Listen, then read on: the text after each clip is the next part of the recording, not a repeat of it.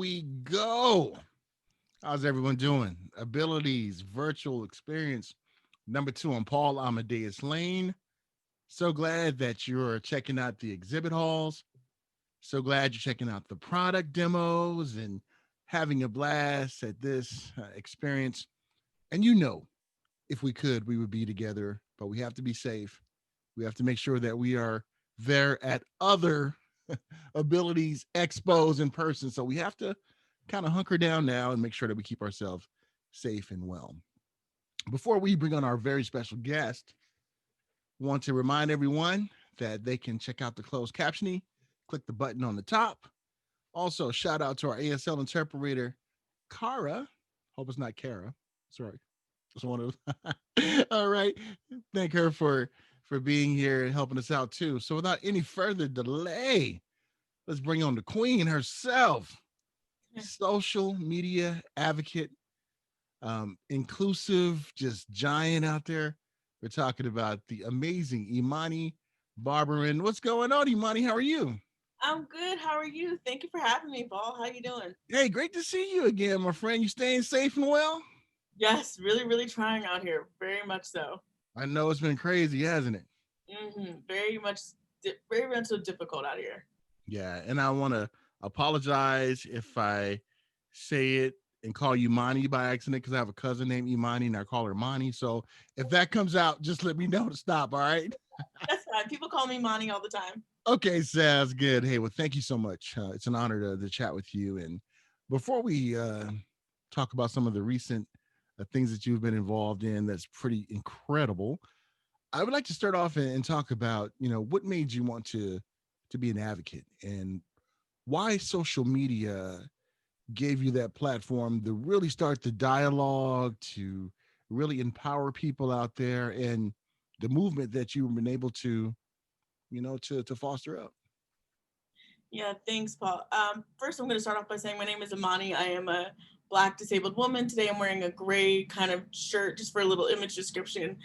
Um, but I think one of the things that I try to tell people, and I try to be really honest about my advocacy and when I talk about it, it's that I don't know if I set out to be an advocate. I set out to tell my story. I set out to build community with people. And I found it really, really helpful to be on social media to do that because there were so many diverse disabled people on social media. We were creating communities and we were finding one another. And I think it really helps in my advocacy and kind of becoming an advocate through social media because I realize I'm not every disabled person. Like my preconceived notions about other disabilities and other people's lives um, could be harmful to them. And so, kind of just learning how to navigate different communities and how to listen to them and how to come together was really it felt like a movement on social media, and I really wanted to be a part of it.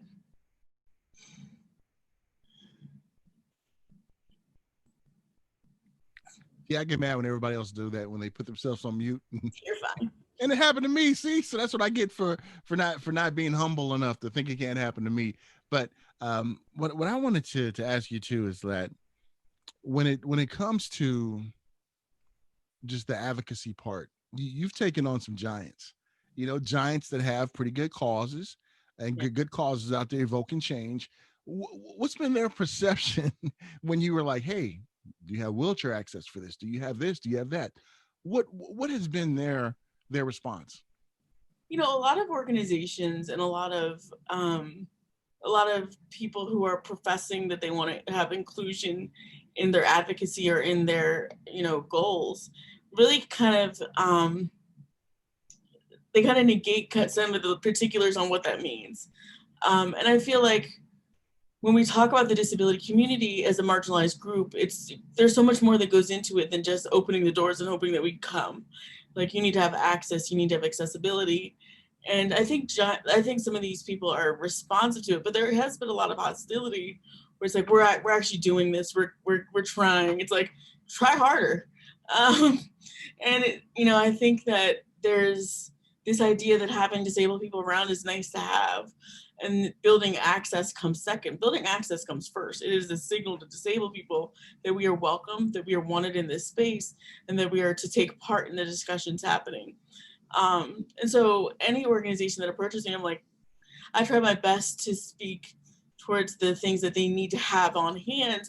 But like I said before, I'm not every single disabled person. So I'm always encouraging people to have disabled people involved in the planning process from the ground up, no matter what they're doing, whether it's communications and posts on social media to actually creating physical space that can accommodate disabled people. And Imani, when we look at like some of the organizations that you had to bring awareness to, I think sometimes when we have a cause, we are kind of myopic just to the task at hand and not think of other underserved members of a community too who have been treated bad. So I'm glad that you're out there, telling them about this, bringing awareness to it, and we really appreciate that what you have done. One thing I like about you, Imani, too, you are very open about situations that you have dealt with and food delivery. Share that story with us. I think that is just incredible. Let's make some people mad and talk about it, Imani. Yeah, so like 2 months before the pandemic, I was getting my groceries delivered. Now it's difficult for me as a disabled person to carry my groceries, to get them to my apartment, to unload them. And so I can get it, I can do what I need to do once they're in my apartment. It's hard for me to get them to my apartment. Um, and like I said, this is before the pandemic, before everybody else was getting their groceries delivered. And I had a driver who refused to help me with my groceries and bring them up to my apartment, which was what was requested in the note. And he kind of was like, well, it's not my problem. And I posted it to social media and people attacked me saying that I was harming the working class. Now, he had said that he had parked in a fire lane outside of my apartment, um, which is ridiculous because there are literally hundreds of parking spaces in front of my apartment, which meant that he didn't have to sit there and was not at risk of getting his car towed because there were tons of open spots. Um, and so he kind of used that as an excuse, and people said that I was attacking the working class, that I was, angry and bitter. I got death threats saying that, I should hurt myself, that I am the reason why, people don't want to help disabled people, that we should just be grateful. No, I paid for a service. I want the service. I'm not asking for anything that is outside the realm of what I asked and paid for. And what was promised to me through that app. And it's really just kind of funny because like less than 2 months later, everybody's getting their groceries delivered and acting like, oh, this is the greatest thing. And disabled people actually were getting pushed out of delivery slots and we couldn't get our groceries delivered. So it's one of those situations where like non-disabled people will kind of peek through the window and look into our lives and think that they know everything. And then as soon as they experience it, they want the same quote unquote special treatment. And this is the problem I have with that, Imani, to echo what you're saying, is they would never tell you that to your face. They hide behind social media and they want to get some courage, kind of like that liquid courage, you know what I mean, that people get when they've been sipping on that ignorant oil a little bit, but they get that social media courage. And instead of attacking you, just ask questions. Hey, Imani, what was Mhm. the problem? What was this? But they want to sit there and get their little 15 tweet of fame by just attacking people. And how did you deal with the shade they were trying to throw at you? I was just like, well, first of all, it was a large podcast that had like shown my tweet and said that I was attacking the working class. They kind of promoted this narrative that I was, angry and bitter and, really wanted to hurt the everyday man. And I was like, I don't know what you're talking about. And I really was just kind of like, listen, you know, I need this regardless of whether or not I'm in the spotlight. Like, disabled people have been utilizing these accessibility tools and people have been kind of skirting around them, specifically, these tech companies that are mediaries between um, commerce and the public, especially with Uber and Lyft and like those types of organizations kind of skirt the Americans with Disabilities Act. They kind of skirt accountability for some of the things that they do. And disabled people have a tough time using things that are like automatic wins for the community. You would think that they're automatic wins. Like grocery delivery should be a win. Like I should be able to get them. Um, I should be able to get the service that I paid for. And people get angry when I say that because I'm supposed to settle. I'm consistently supposed to think that any sort of interaction or any sort of help that I get is is what I deserve, regardless of whether or not it helps or harms me. So yeah, I think these. I get really angry and worked up when I talk about it because I'm like, I got death threats because I wanted my groceries delivered. Like, and non-disabled people saw no problem with that. Wow, somebody actually gave you death threats? Oh yeah, and people told me I should harm myself. I literally got emails saying that I should harm myself or they're gonna come find me and kill me over grocery delivery. And only what kills me is that like less than 2 months later, everybody was getting their groceries delivered. I think we need to turn it over to the FBI so they can get got. You know what I mean? And that's just ridiculous. I hate that you had to deal with that, Imani, and the strength that you still have today to keep on going is really admirable. Now we got a question in our chat room, and the question is, what are some strategies for advocating using social media? You do a great job with all your hashtags and everything. So, what type of advice would you give to ones out there for strategies that they can implement? Yeah, the biggest one is to listen. Like I always tell people, whenever you get on social media, people think that the very first thing that they need from you is to speak, and that's not true. They need you to listen. They need you to listen to other communities. They need you to listen to different perspectives that you haven't considered. Because if you come right out of the gate and start saying stuff, and disabled people are like, whoa, whoa, whoa, whoa, whoa, like this is harmful to our community. You've created harm, and no matter what your intent is, that it will be the effect for the community. So like I said, I think it's really important to listen first. I also think it's really important to make your communications or any sort of story that you tell accessible. Make sure that you're creating, including alt text and subtitles and transcripts, and really sort of do things that engage other members of the community. Don't ever work alone. Like, don't ever think that you're in this alone, which is hard to say because I do sometimes feel like it's always on a certain number of people's shoulders, but people are really there to collaborate and to come together and create community, and always keep that in mind.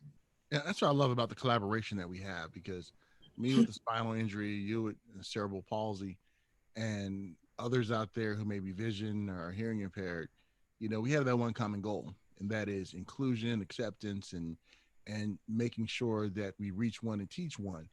And Hmm. when we look at what you have gone through, you are really bigotry's worst enemy, because you don't put up with that, and that's really admirable. And we also have another question. When we see things that are harmful, like um, the I'm sorry, let me look at my notes. I'm sorry about that. When we look at just what you've been able to accomplish and the voice that you have, how have others come and had a collaborative effort with you to say, okay, I have my um, thing over here about like what you're doing over there. Let's band together and let's reach more than what I can reach. How Hmm. about those collaborative efforts out there? Are they effective? Yeah, I definitely think they're effective. One of my favorite tools for collaboration is basically, you know, hashtags.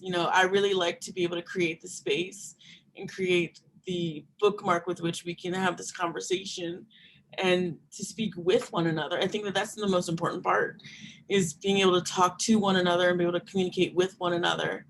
And I love using hashtags and collaborating with disabled people in that way, um, to kind of diversify the conversation that we're having.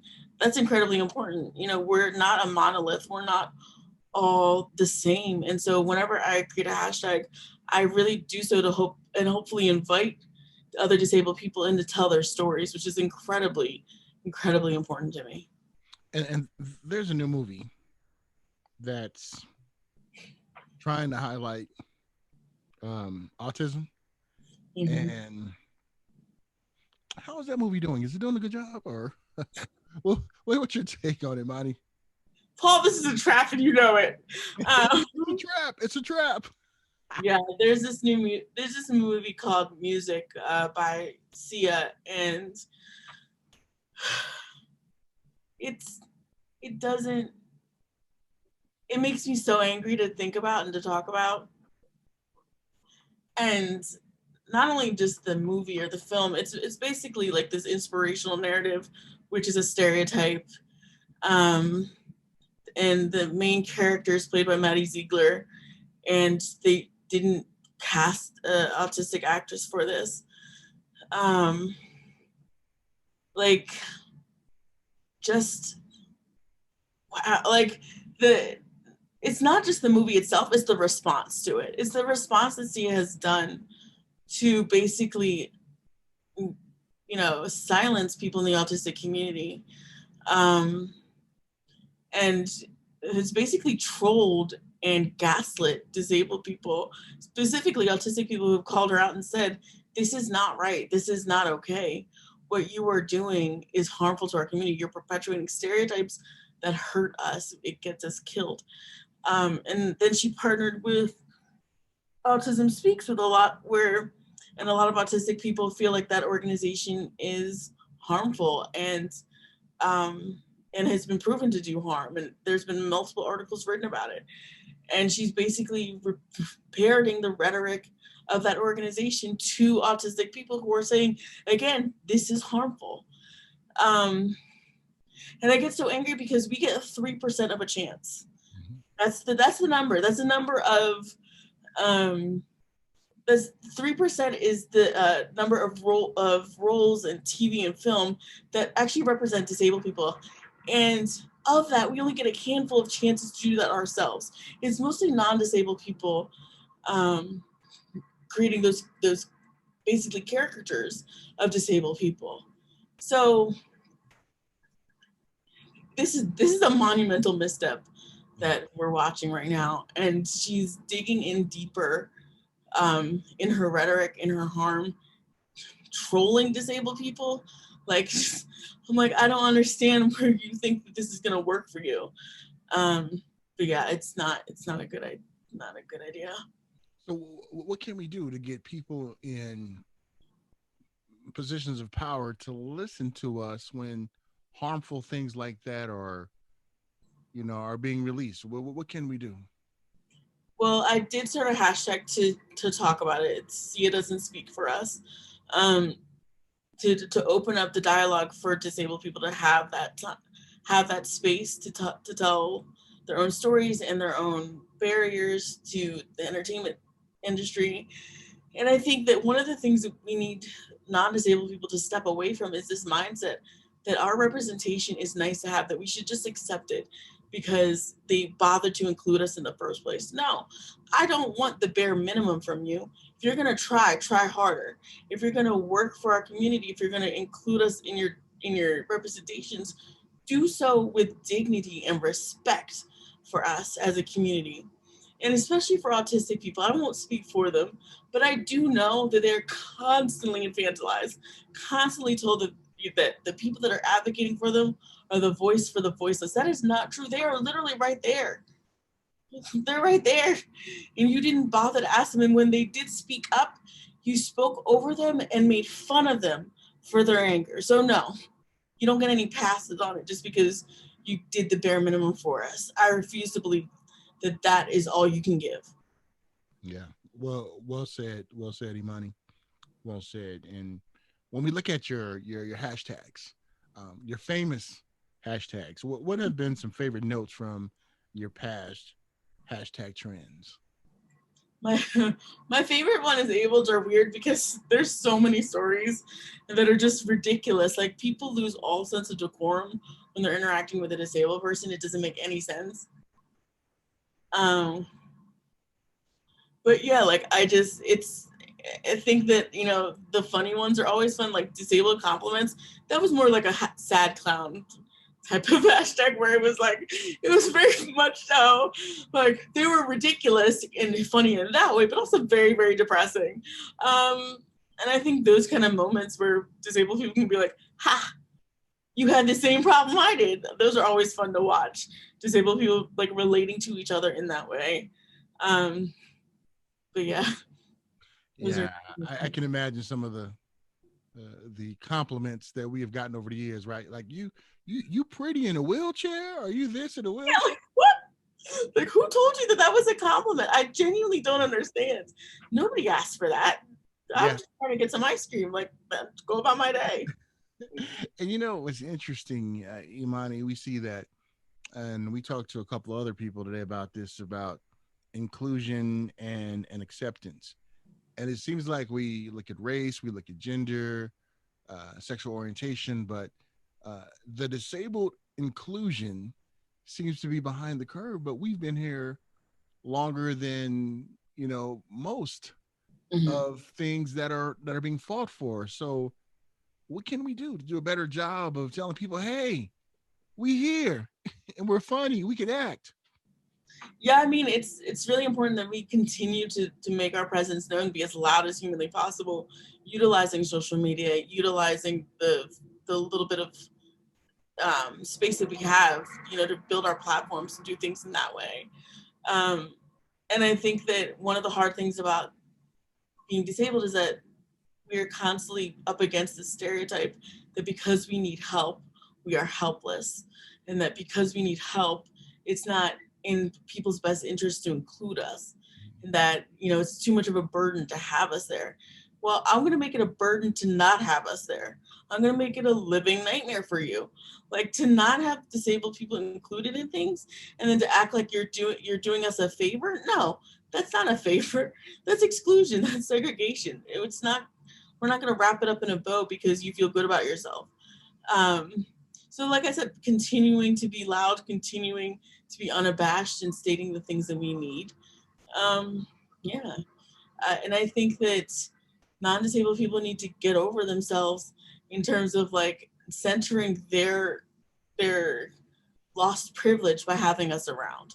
Like we so often center non-disabled people who perpetuate this stereotype that you know they would never want to be us, or that having us in their lives is so burdensome, ruins the fun. We don't really know what we're doing. Like that needs to stop. And those are the very stereotypes that make it hard for us to speak for ourselves and to be included because people just genuinely don't want us around. And that's hurtful and it's harmful. And Imani, I want to tell you something. You are just like so chilled, with the, the way you throw a burn at a person. I mean, you're just so measured.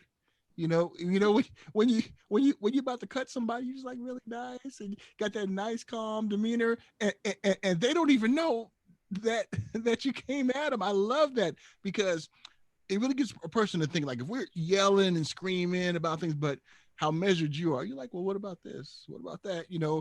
People are more prone to listen, and that's a gift that you have in this advocacy game that you have. It's one of those, like, when people leave talking to you, they're like, I think Imani just told me off and told me what I need to work on. But I appreciate your approach and the way you do, because it's very effective. So I just want to make sure I give you props with that. Now, you have a couple of questions. You are popular in this room. So one more question, a couple of questions for you. Here you go. Okay. What are your aspirations for the community?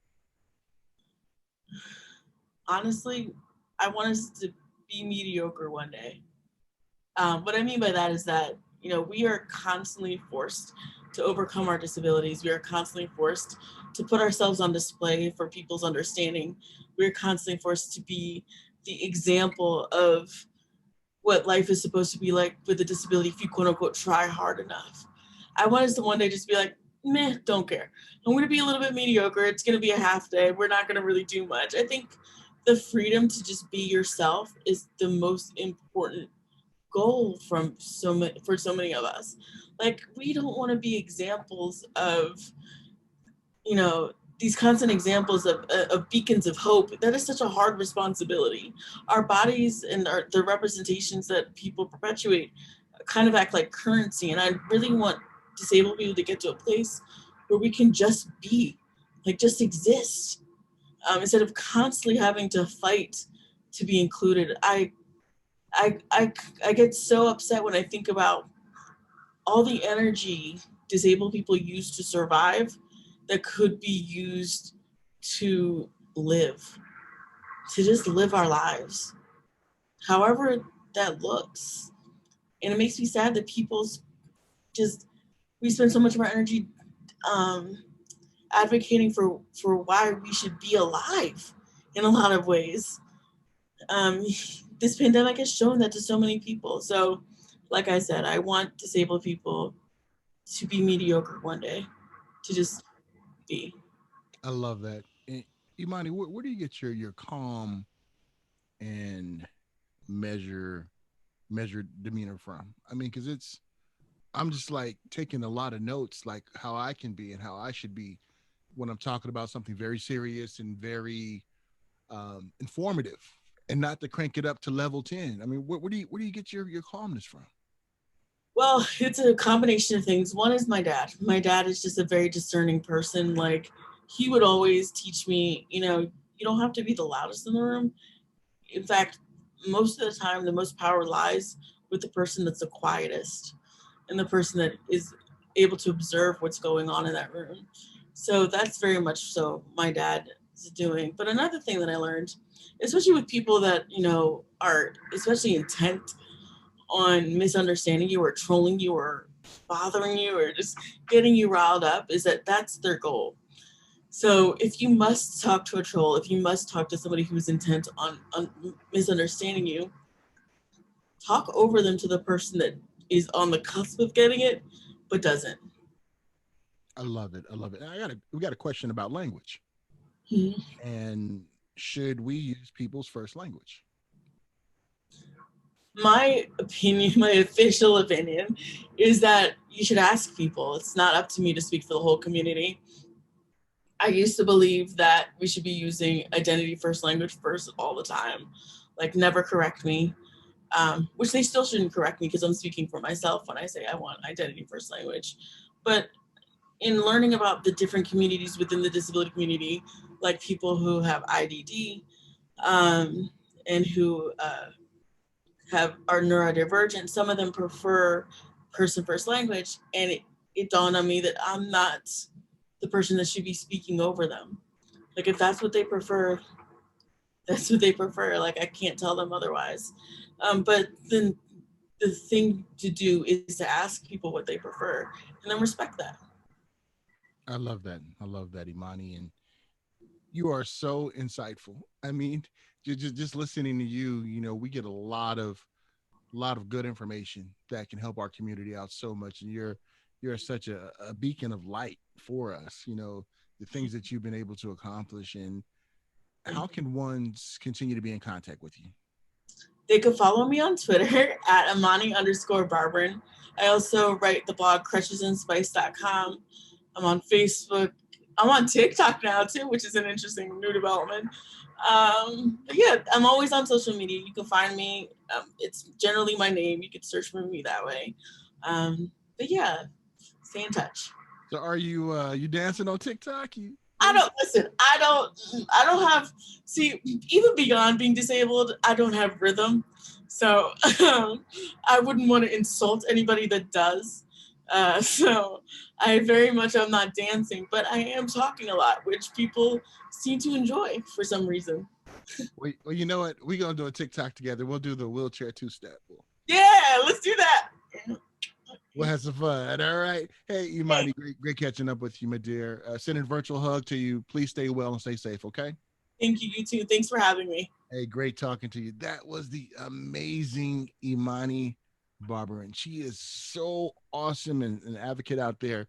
She is just an amazing person. Hey, we're going to take about a 15-minute break, and we come back. We're going to be talking about cannabis. We're going to talk about some of the things out there that you should be aware of with an expert in the field. So, you know what you can do for the next 15 minutes? you can go to the virtual exhibit hall. Go check out some of our vendors, look at some of the product demos. You can meet and chat with others out there. And I don't know, Imani may be out there too. You can hit her up and ask her some questions. Say, teach me how to be so calm, Master Yoda. That's what we can ask her because she is such an awesome person. So we'll be back in 15 minutes. Have fun.